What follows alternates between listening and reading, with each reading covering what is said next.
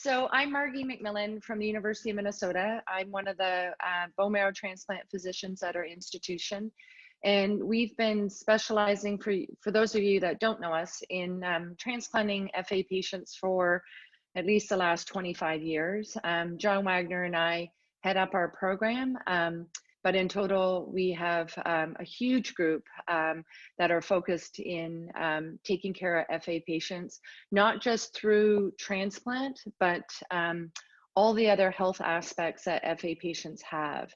But today I've been asked to speak about when to transplant FA patients, where to transplant them, and how to transplant them.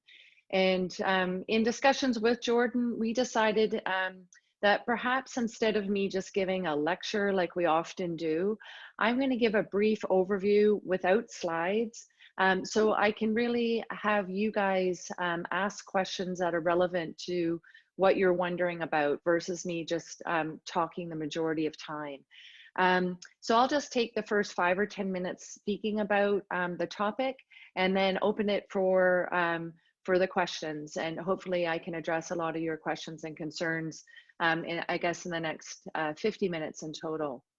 So generally we transplant an FA patient when they need it. And essentially that is when they've either developed marrow failure and they're about to need transfusions, or they've developed leukemia. And then there's a couple of other instances that we might transplant, and I'll talk about those kind of exceptions as well. So generally, as we know, the marrow of a FA patient gradually stops working well, and that translates into a drop in their counts. And we've shown, and others have shown, that it's best to transplant an FA patient before they receive any transfusions. Now, that doesn't mean 1 or 2 transfusions is going to be a game changer, but in general, the more a FA patient is transplanted, potentially there's more complications after transplant, like the transplant not taking and growing well or other complications. So generally we say follow a FA patient's counts every 3 months. And once their hemoglobin has fallen consistently below 8, or platelets consistently below 20, or the neutrophil count consistently below 500, then that's a time that we need to do something. And in the past, when transplant was not very successful, and I mean 25 years ago, patients were heavily transfused or received other medications trying to get the marrow to grow again. But we now know that it's best to bring patients to transplant at that time. So again, it's not an emergency if the hemoglobin drops or any of those blood counts drop down, but it really tells us that the marrow's not working well. And in the next 3 to 6 months, a patient would need a transplant. So again, that's a hemoglobin less than 8, or platelets less than 20, or a neutrophil count less than 500. And that's why we ask that FA patients get their counts checked every 3 months. And gradually, as their counts fall, then we can start to say, what donor do we have? Let's talk about when you come to transplant. As many of you know who follow their children's counts, sometimes with a viral infection, you can see a dip in the counts and then they come back up. So that's why it's not just one dip down. It's really looking at the trend. And again, once it's consistently below those parameters after a few readings, that's really telling us the marrow's not working well enough and a child needs to come to transplant. The other cases certainly are if a child develops advanced myelodysplastic syndrome, or MDS, with a lot of abnormal cells being shown underneath the microscope, or certainly if they develop leukemia, they immediately need to come to transplant.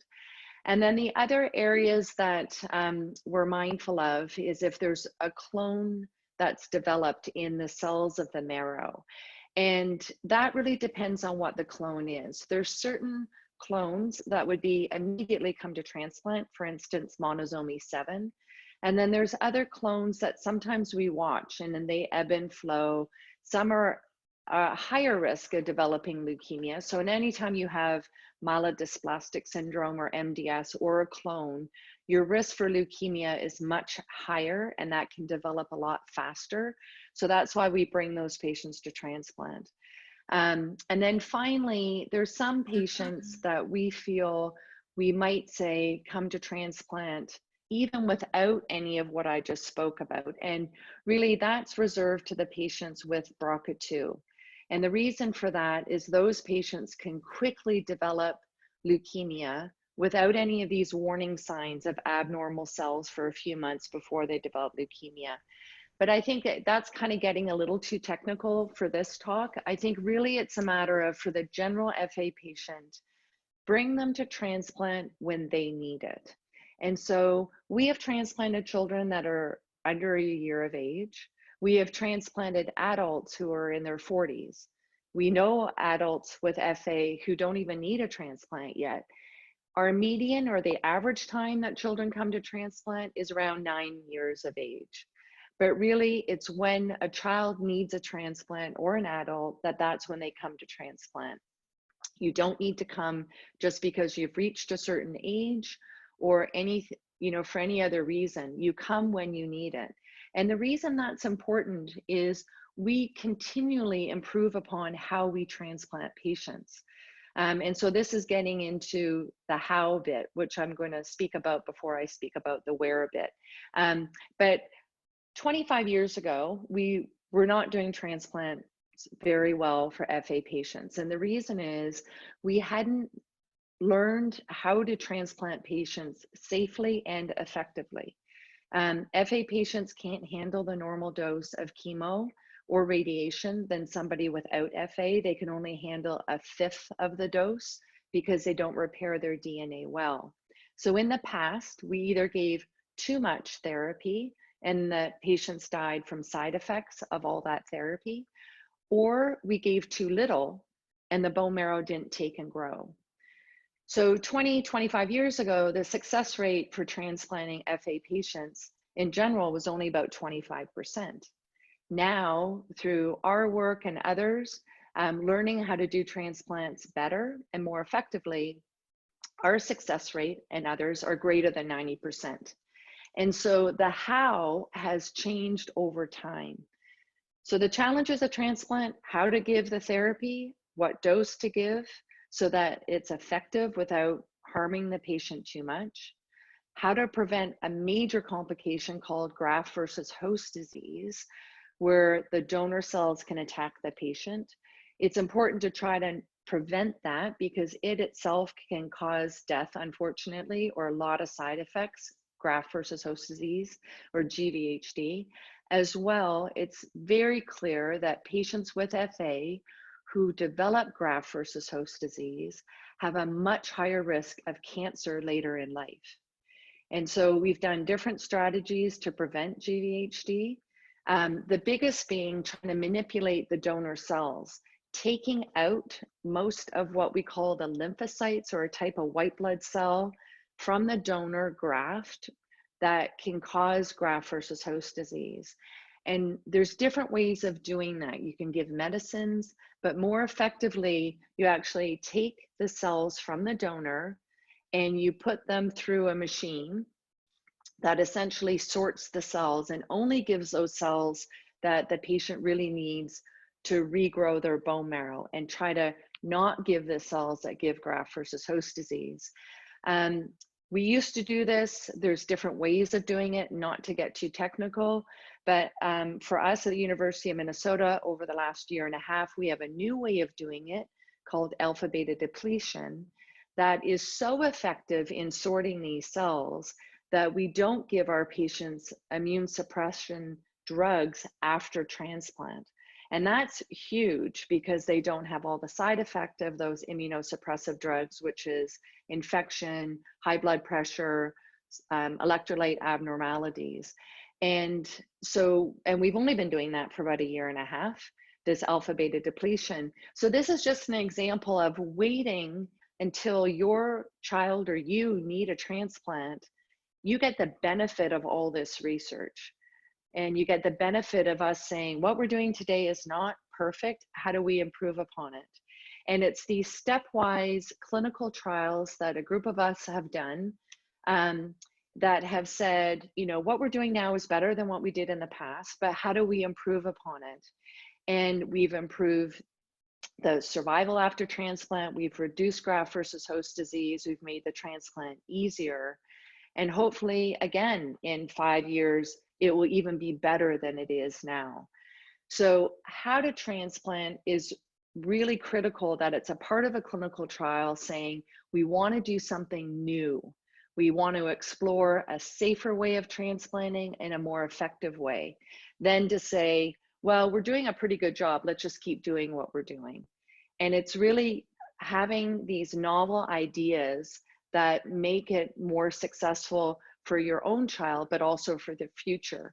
And again, that's really translated into survival rates of only 25% 15, 20 years ago to now over 90%. And in our current trial, it's 100%, both for sibling donors and unrelated donors. Now that can change. I mean, there's not, you know, you put more and more patients. I'm not saying I can guarantee a success rate of 100%, but it's much better than it used to be. And so that also speaks to where to have a transplant. You need to have a transplant at a center that focuses on FA transplants. And that is just absolutely critical. There are many fantastic transplant centers across the country, but there are only a few that focus on Fanconi anemia. And the reason that's so critical is if you don't go to a center that focuses on FA, they're going to do what we perhaps did 5 years ago, which is good, but not as good as what we're doing now. And the reason that is we have to do this novel treatment, for instance, this alpha beta depletion that we're doing currently, we have to write a new protocol, get permission from the FDA to do it. And it takes a lot of energy, time, and money to get these clinical trials open. So other centers, and I have many centers email me and say, I have a FA patient, how should I transplant them? I want to do it at my center. And they can do what we've done in the past, but they don't have the FDA okay to do what we're doing now. Even if I gave them my protocol, they don't have that ability to do exactly what we're doing now. And that is because you have to have the FDA give permission, and you have to have your own center trial and expertise to do these novel types of transplants. So where to go, not only FA experts in bone marrow transplant, but you also want the subspecialists, the other doctors, to have a very deep understanding of FA. Your infectious disease doctors, cardiologists, GI doctors, and beyond that, the pharmacists, the nurses, the whole team to have an incredible understanding of FA. FA patients are delicate. And people have to look at patients with FA through FA glasses. They can't just say, oh, this is a patient going through a transplant. And same with the consultants helping take care of these patients. They have to have a deep understanding of FA. And that's why, again, you want to go to a center that has focused on the treatment of FA. And this is different than perhaps, you know, children with leukemia, because FA is so rare. Now, childhood leukemia is still rare, but as a bone marrow transplant physician, all of us take care of children with leukemia. But once you get into these really rare diseases, you really need to go to a center that focuses on it. And then finally, the other reason why you want to go to FA specialist, and I think Stella Davies is speaking after me, is focusing on a place that will take care of all those aspects of your child's health or your health after transplant for life. So at the University of Minnesota, we see our patients for life. Even though I'm a pediatrician, I follow my FA patients when they're in their 20s, 30s, 40s, and I get the subspecialists as needed. So I might want an adult cardiologist to help me once a patient is older, or an adult endocrinologist. So, but I still see my patients. John Wagner still sees his patients, and we partner with our subspecialists, whether it's pediatric subspecialists or adult subspecialists. But it's crucial that you get that really phenomenal long-term follow-up. And so I can't stress enough that the where is really important. And then that ties into, if you go to an expert in FA, they will walk you through when to get a transplant, how to get a transplant.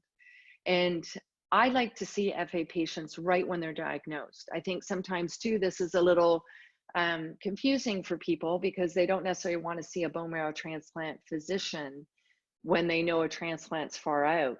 But I like to see FA patients up front, right when they're diagnosed, so I can educate families and follow them essentially for life, figuring out the when of transplant and the how of transplant and all the long-term follow-up transplant issues.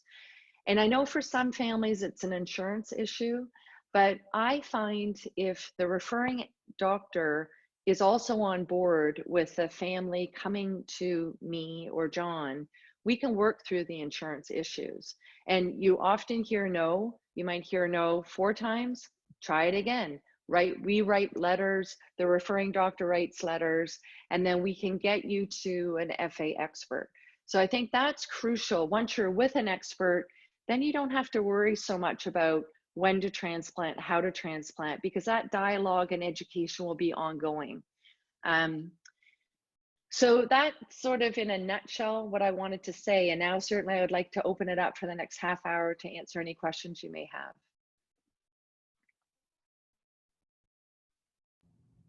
Okay, thank you, Dr. MacMillan. This is Suzanne. I guess I have to put my video on. Hello. Oh, there you are. Nice to see you. Happy to have you Good here. to see Thank you too. So I just want to remind everybody that there are 2 ways. We go back a long way. So it's nice to see Suzanne. Okay, I'm starting to feel old. Yeah. You don't look it. Thank you. Thank you. There's 2 ways you can ask questions. You can do the Q&A where you type in a question and I will ask the question of Dr. MacMillan, or you can raise your hand and you can ask the question out loud. So I think we'll go ahead and we have 1 raised hand right now from the Vona family. So we will have them unmuted and they can ask their question.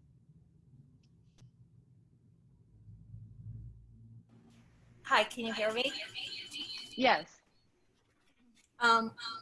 I know Stella Davies is familiar with my son's case, but we live in Buffalo, New York, which is Roswell. We've been dealing with Roswell, and they do not have the expertise like you're discussing with FA patients.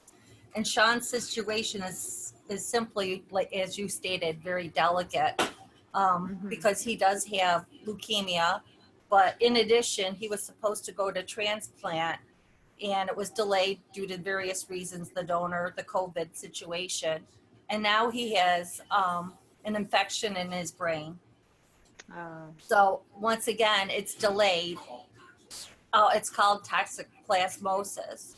The situation we're concerned about is when he does go to transplant, that the toxoplasmosis might not be completely cured, because he's being a little bit resistant with the drugs that they're dealing with it. And he's been put on a second dose, which Roswell calls the gold standard, which was used in AIDS patients years ago.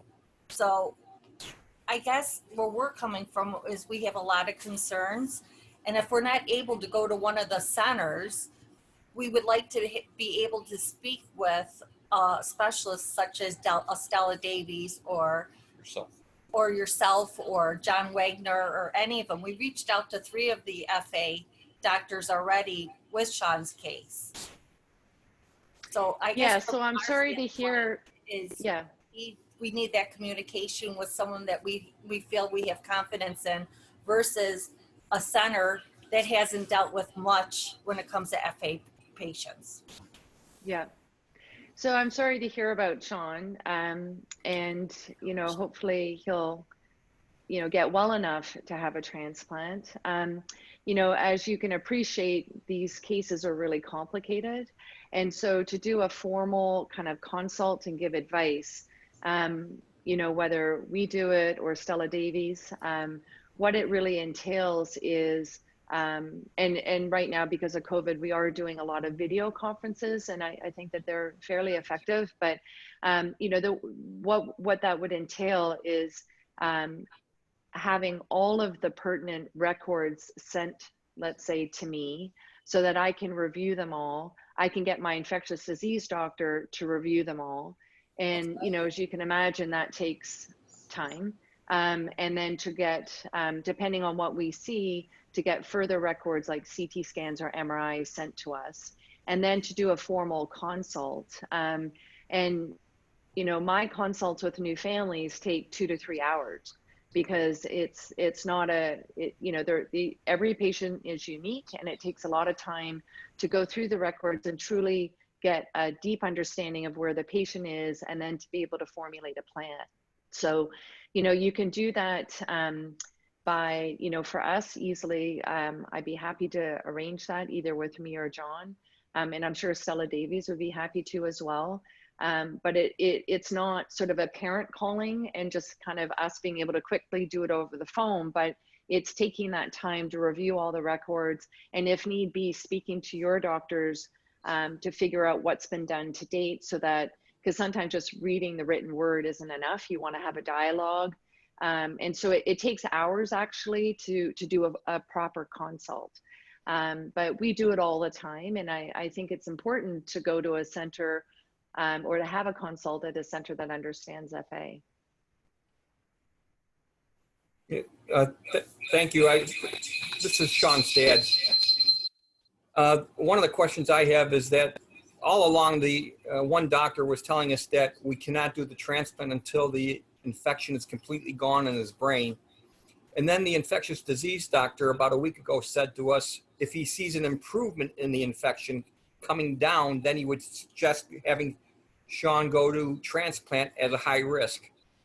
And that kind of took us off guard. And all along we've been thinking it has to be completely gone. Now this doctor's saying he can go to transplant as high risk. We think that's very risky and didn't sound too good to us. So have you had patients with toxoplasmosis go to transplant? I haven't had an FA patient with toxoplasmosis. I've had patients with other infections, and, you know, depending on the infection and the extent of it, as you probably know, if a patient comes to us with an active ongoing infection and goes through transplant, the biggest risk is that infection is just going to get much worse as a patient's immune system is suppressed. And so you want to go, depending on the infection, you either want the infection completely gone or you want it very well controlled, so that you don't have that high risk of the infection just becoming overwhelming and, you know, being fatal. So again, it would really take, you know, a deep understanding of where the infection is, how long it's been there, what the markers are looking like. I can't give you quick advice right now, but generally that's the concept of, you know, if you go to transplant with a bad infection, it's just going to get worse, and you know, it would be fatal. So that's always a concern with an infection. Okay, could you provide us with your contact information, please? Sorry? Your contact information? Yes, if you, wait, sorry, let me just get my dog something to eat. Okay, and I'll go ahead and step in on that. It's a trouble. Yeah, so I think Suzanne, she can probably just send my email or contact phone number, and then that's probably the easiest way.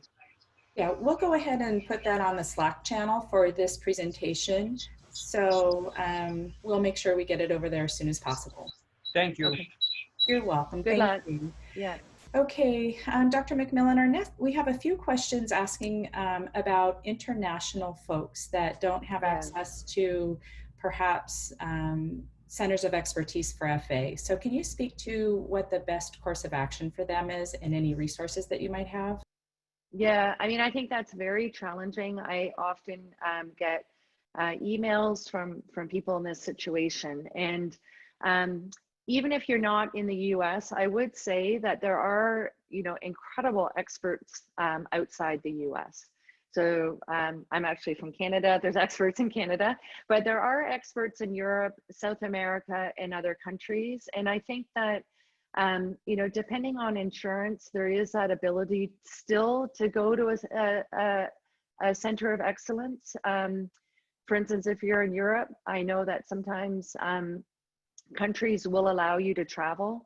So I think that the key is, if you are in a country and you can't come to the States, to really, you know, advocate for your patient or your child to go to a country of expertise, you know, be it in Europe, be it in a country in South America, and for the transplant. And then if you can't, which I understand sometimes that's the issue, then I'm more than happy to correspond with the doctor there, let's say in your own country and you can't travel, to give them advice. With a lot of these manipulations of products, a lot of people don't have that ability. It's very expensive to do the alpha beta depletion. Insurance companies in the US will pay for it, but many insurance companies outside the US won't. Sometimes we need to fight a little bit to get that paid for, but there's still very, you know, it still can be very successful to transplant an FA patient, maybe not so much if you can't T-cell deplete, but you still want a physician with expertise to help consult. So I do that often. It's much better if you have your patient's doctor contact me.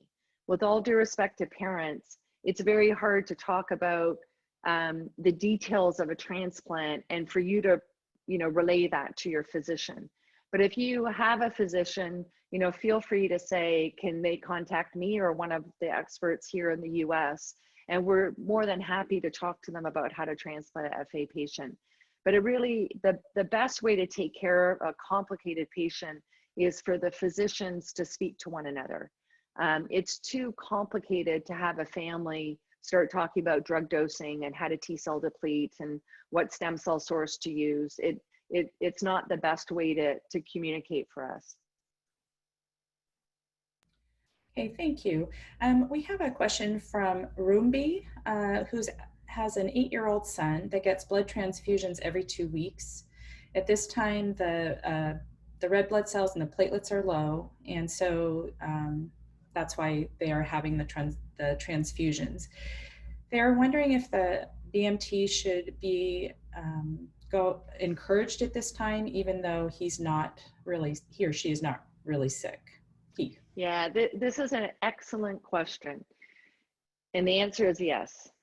And I know it's really hard. You know, in the past, our patients didn't do well with transplant. And so families it was the last thing they wanted to do is to come to us for a transplant. But this is exactly the time to come, because you want to come when there's, you know, the child is healthy. The body's working well, there's no sign of infection, and we can do the transplant much safer and easier than if somebody comes to us who has iron overload with too many red blood cell transfusions, or has had risks of bleeding or other issues. So although as a parent, I know it's very counterintuitive. Why would I bring my child to transplant when they're doing so well and they're just getting blood transfusions? The answer is because it's the best chance for the child to do well. We and others have shown if patients get a lot of transfusions before transplant, they have a higher risk of the transplant not taking and growing. They have a higher risk of other complications. Similarly, as we just spoke about, if a patient has low white cells, they have a higher risk of an infection. And if a patient comes with an infection before transplant, it's much more likely that that infection will get worse after transplant. So I know it's very counterintuitive. It's very difficult for families. The child's had an excellent quality of life, except getting blood transfusions. But once you get blood transfusions, nothing is going to stop the need for blood transfusions.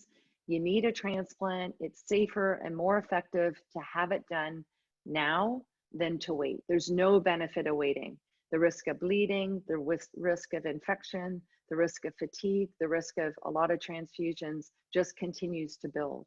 So you need unfortunately a transplant, you know, as soon as a donor is available would be my advice.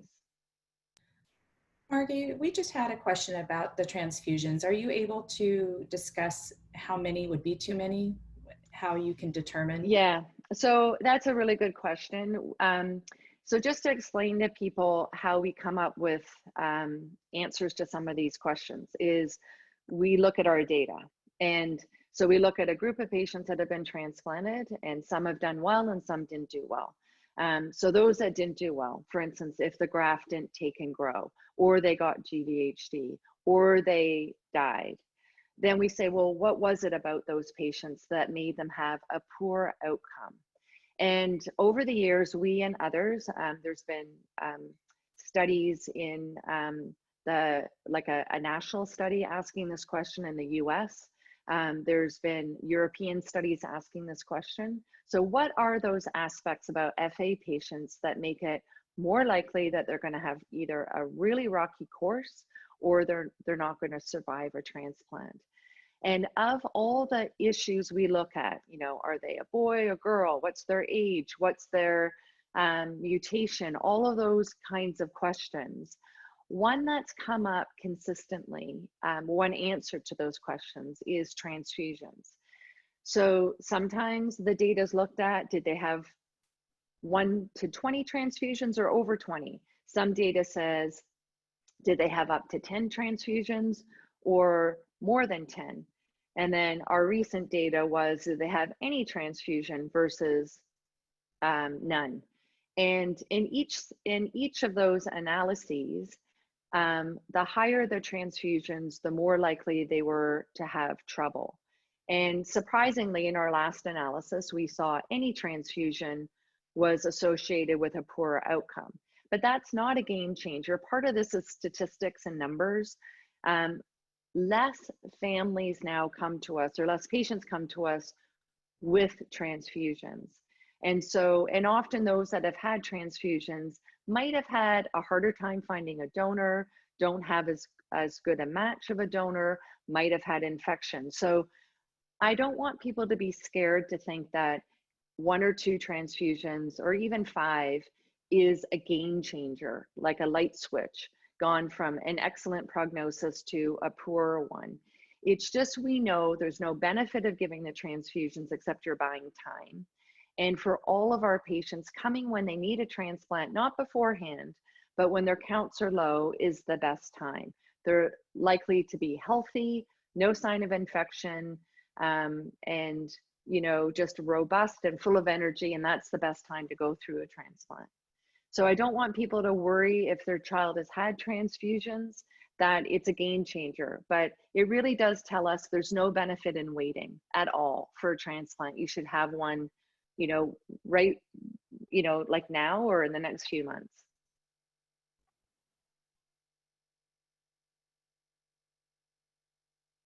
Okay, thank you. We have a few questions on T-cell depletion. And so the first one has 2 parts to it. Is it possible to undergo an alpha beta T-cell depletion without a 90% matched donor or lower? And would it be possible to do a haploidentical T-cell depletion transplant? So to answer the first part of that, yes, we'll use a mismatch. So I think that's what that question was addressing, is not a perfect match. We'll do a mismatch. It does depend on where the mismatch is, sort of what the risks are associated with it. For haplo, we aren't doing haplo for FA at our center, just because we use cord blood when we don't have a decent related or unrelated stem cell source. Haplo has been used in other centers for FA, and I think it's still being perfected. And then alpha beta depletion has been used in haplo for children with leukemia. So there's kind of 2 parts to that. Haplo is still being developed for FA, and then alpha beta depletion has been used in non-FA patients with haplo. But haplo alpha beta depletion for FA, I've not seen that being used. And really, it's a matter of you know, you want to take a group of patients and treat them in the same fashion. So for us right now, we've built upon 7 different clinical trials. And so our last one is we kept our treatment the same, and now we're using alpha beta depletion. You don't want to change 5 things. You don't want to say, I'm going to do alpha beta depletion with haplo, with changing the preparative therapy, because then you don't know what is helping and what's potentially hurting.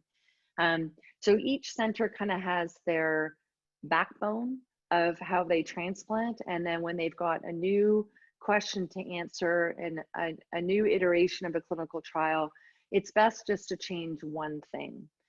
We've done cord blood for FA patients for years, and it's been a very successful graft source. So if we don't have a suitable, either matched or partial matched, related or unrelated donor, we go to cord blood. Not to say haplo is not an option, but it should be part of a clinical trial, and you should be asking what the success has been. Because in the past, graft failure and graft versus host disease has been higher in haplo transplants. Okay, our next question is from Nirav from the UK, and wondering is there an alpha beta depletion trial, one that's going to be available in the UK? So do you know of any alpha beta depletion trial available in the UK? And if it were to become available, is it something that you recommend getting into, or are there concerns to be aware of? Yeah, so the Europeans actually are ahead of us as far as alpha beta depletion. They have been using it for children with leukemia for several years. I don't know if they're doing it yet for FA. Certainly I would ask the physician there. So I'm not sure, but certainly alpha beta depletion has been used in Europe much longer than in the US. We've been doing it for a couple of years, and we were one of the first centers in the US to do it. Our regulatory, the FDA was a little slower accepting it as a modality, but it's really the Europeans, especially the Italians, were the ones that published on it the most. So there might be a center, you just have to ask your physician there. One from Nirav again at the bottom. Okay, we have an additional question from Nirav about her, oops, sorry, it disappeared, about her 4-year-old son that has low counts getting close to bone marrow failure levels. If they hover around the same levels, implying he would be close to needing a transplant, are they better off going ahead with the transplant up front, or would it always be recommended to hold out? Yes, it's a very good question. So, you know, I wish I had a crystal ball, and you know, the uncertainty is hard, and not being able to tell people exactly what's going to happen. So I've had patients, FA patients, whose children have a platelet count, let's say of 50,000, and in a year it's consistently below 20 and they need a transplant. I've had FA patients with, when I first see them, their child has a platelet count of 50,000, and 8 years later, it's still 50,000. So my advice is only go to a transplant when you need it. You just don't know. The counts can drift like this, they can go up and down, or they can stay stable. In fact, for some children with FA, when they go through puberty with the hormones, counts can actually go up a little bit. Now, if we see counts go up a lot, sometimes it worries us a little bit. We've seen that with children who are developing a clonal abnormality. But generally, you know, you can't really say for sure. Let's say, I'm not sure what your child's counts are, but let's say the platelet count's 30. That patient might need a transplant in 6 months, might not need a transplant for 3 years. So my advice is get counts done every 3 months. If they start dipping a lot, get counts done a little faster, maybe every month, just to make sure they come back up. Get a marrow done at least every year, and wait until you hit those parameters before you go to transplant. Waiting not only helps us do transplant better, we have better antibiotics, we have better antifungal drugs, we have better antiviral drugs. So all of medicine gets better. We know how to do HLA matching better. So there's always a benefit of waiting, but only wait until those parameters are met and then go to transplant. There's no benefit in going early. There's no need to go early, and you're potentially missing out on waiting for us to improve how we practice medicine. Okay, our next question is from Marcos, wanting to know if you know of any alpha beta T cell depletion transplant centers in Portugal or Italy, or centers that would use alpha beta T cell depletion. Yeah, so Franco Locatelli in Italy is the one that's really well known. Sorry, I've got a dog that really hates when I talk. Just a sec, I'll keep talking. Alpha, and everybody who knows me knows I talk a lot. So alpha beta depletion, Franco Locatelli in Italy is the one that really spearheaded it. So yeah, I definitely, the Italians and everybody else is saying, you know, are well known for it. Yeah, I don't know about Portugal, but again, I think that this is where you know, all of these questions about what's being done in certain countries, it's critical just to ask your own physician who's ever taking care of your child, and they should be able to sort it out. In the US, we have a national clinical trial website, clinicaltrial.gov, where you can type in Fanconi anemia and see all the clinical trials that are available. I don't know that there's a European equivalent. So I think the easiest way to figure that out is just to ask your physician, and he or she can find out who's doing alpha beta depletion.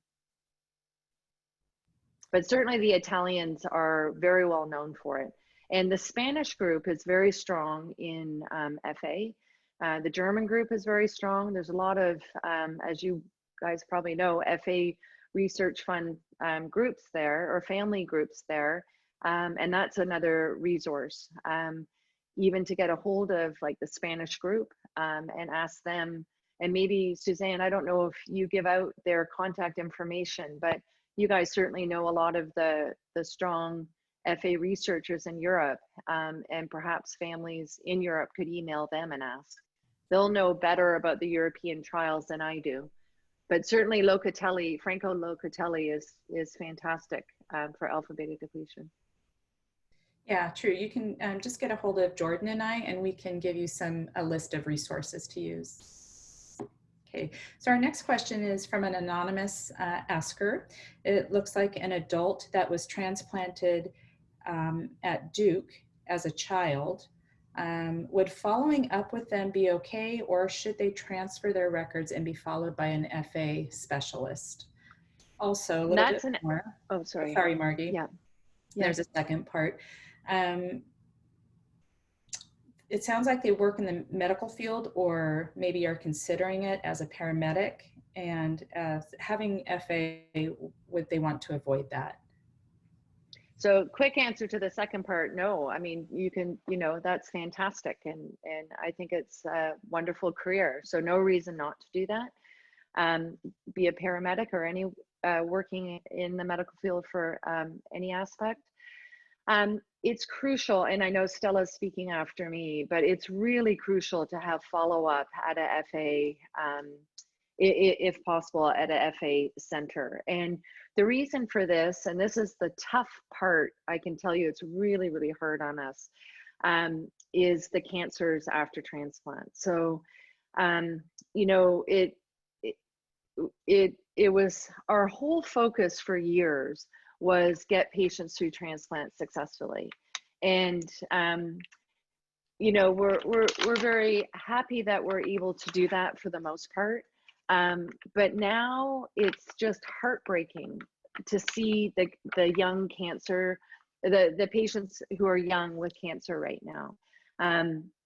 We've had 13, 14-year-olds with head and neck cancer. I've had a 15-year-old with skin melanoma. We've had young teenagers with gynecological cancers. And the challenge is, if you go to somebody, sorry, just a sec, if you go to somebody that doesn't specialize in FA, you know, I've had patients say to me that they went to a specialist and said, you know, I've got something on my tongue, and they're looking at a 13-year-old saying it's got to be an infection. And I keep saying people have to look at these patients like they're a heavy drinker, heavy smoker, 60-year-old.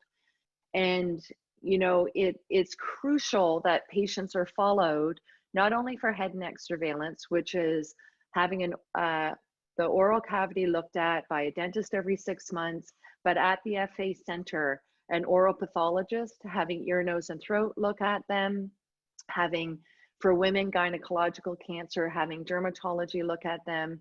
And then in addition to that, we, for our long-term follow-up, have all our patients seen by endocrinology to make sure they're growing and developing well, that they don't have poor bone health.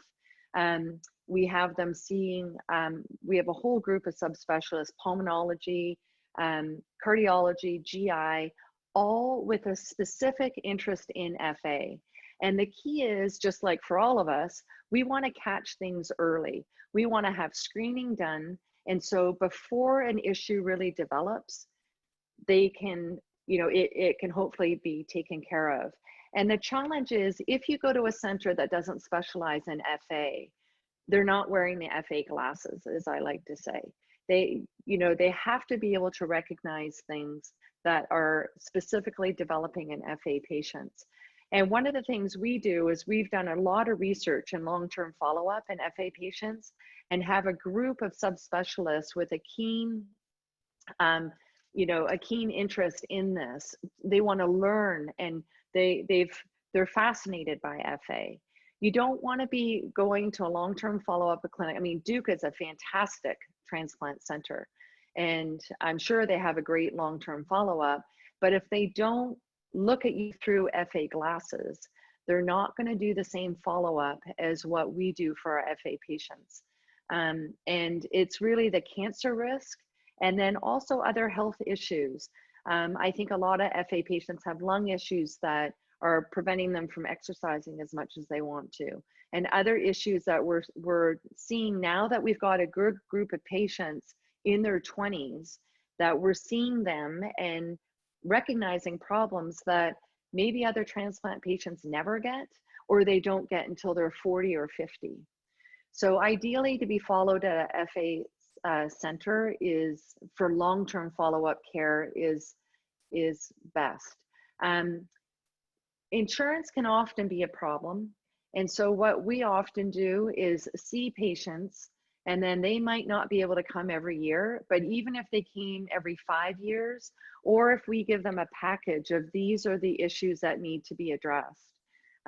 For instance, I've transplanted patients from Canada, and they have a hard time coming to Minnesota for long-term follow-up, but I partner with their physician and say, these are all the tests and other issues I want you to address. Give me the records, and we partner together to follow up on all of it.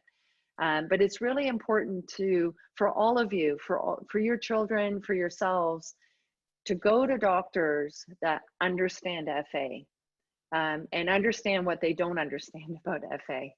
You know, they really, that's the best way to get the optimal care.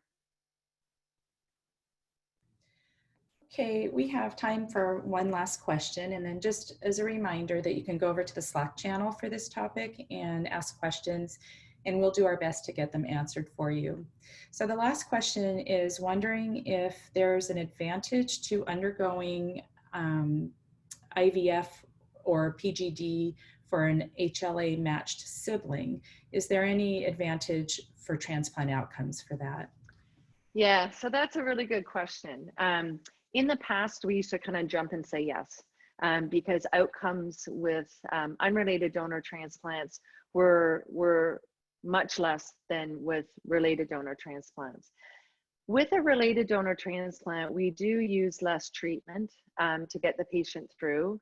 The challenge with IVF is, who's ever asking the question likely knows, is the success rate. So if you're trying to conceive a child that is a match and also obviously doesn't have FA, if the goal is to have a donor, the success rate is quite low. And the challenge there is many of our families that have done this in the past have had to go through 3 or 4 cycles, which is extraordinarily stressful, and also expensive in order to conceive, you know, the optimal little baby. So in the past, it was something that, you know, really could change the outcome. It's less so now. And I think that it also, you have to be mindful of, for your child with FA, you don't want to delay that transplant. That's been a challenge for some families where they really want to have a related donor, and meanwhile their child with FA, the counts are consistently falling. So I think it's a hard question just to answer without knowing this person's situation. But generally, because outcomes are so much better after unrelated donor transplant, it's not as crucial, let's say, or as much of a game changer as it was in the past. But it still is an easier transplant if you have a matched sibling donor. If the patient doesn't have leukemia or advanced MDS or a clonal abnormality. So it kind of depends. It's a hard answer just to, you know, quickly say yes or no. Okay, like so many, right? Yeah, exactly. Thank you.